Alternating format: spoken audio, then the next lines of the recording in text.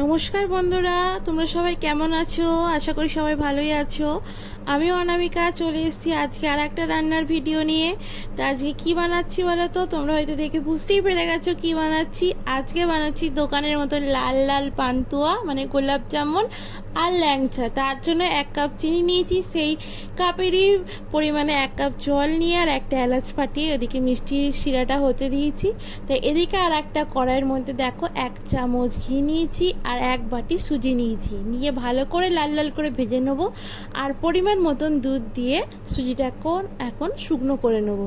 যতক্ষণ না সুজিটা কড়া থেকে ছেড়ে ছেড়ে আসছে ততক্ষণ নেড়ে নেবো কড়ার মধ্যে। তা সুজিটা এই দেখো এরকম টাইপের হবে। তো ছেড়ে গেলে কড়া থেকে সেটাকে নামিয়ে ভালো করে ঠেসে মেখে নেবো, যেরকমভাবে আমরা আটা ময়দা মাখি। মেখে নিয়ে যেরকম আকারে তুমি শেপ দেবে মিষ্টিটা, সেরকম আকার অনুযায়ী মিষ্টিটাকে শেপ দিয়ে দেবে। তো এখানে দেখো আমি এখানে গোলাপ জামুন বানাচ্ছি বলে গোল গোল শেপ দিয়েছি, আর কয়েকটা ল্যাংচাও বানাবো। এই দেখো লম্বা লম্বা আকারে শেপ দিয়েছি। তা আমার এখানে মিষ্টিগুলো শেপ দেয়া হয়ে গেছে। তা আমি গোলাপ জামুন বানাচ্ছি বলে এখানে মিষ্টির রসের মধ্যে একটু গোলাপ জল দিয়ে দিচ্ছি, যাতে গোলাপ জলের একটু ফ্লেভার থাকে, যাতে গোলাপ জামুন মনে হয়। ফ্লেভারটাও খুব সুন্দর লাগে আর খেতেও দারুণ লাগে, তাই একটু গোলাপ জল দিয়ে দিলাম।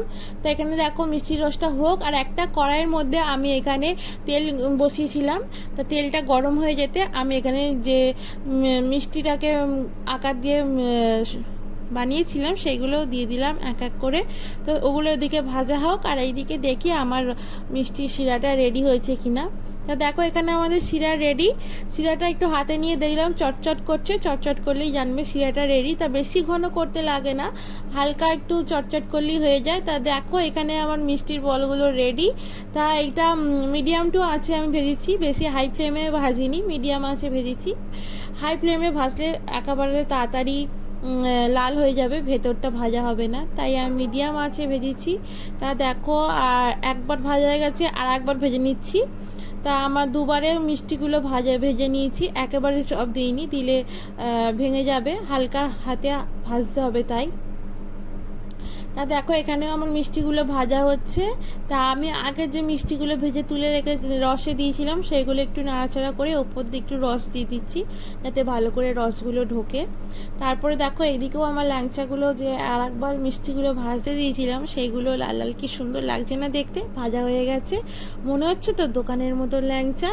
কি বন্ধুরা, দেখে তোমরা বলো কমেন্ট করে দোকানের মতন হয়েছে কি না মিষ্টিগুলো।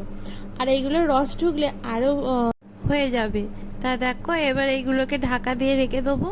আধ ঘন্টা পর দেখাবো তোমাদেরকে কিরকম বড় বড় হয়ে গেছে মিষ্টিগুলো।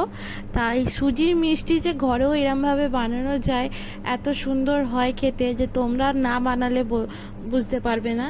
তা আমার এই সুজির মিষ্টিগুলো তোমাদের কীরকম লাগলো সেটা একটু লাইক কমেন্ট করে জানিও। ভালো লাগলে তোমরাও বাড়িতে বানিয়ে খেও। আর এই দেখো এইটা হচ্ছে লাস্টে আধ ঘন্টার পরে মিষ্টিগুলো কীরকম বড় হয়ে গেছে। ভালো লাগলে লাইক কমেন্ট করো। টাটা।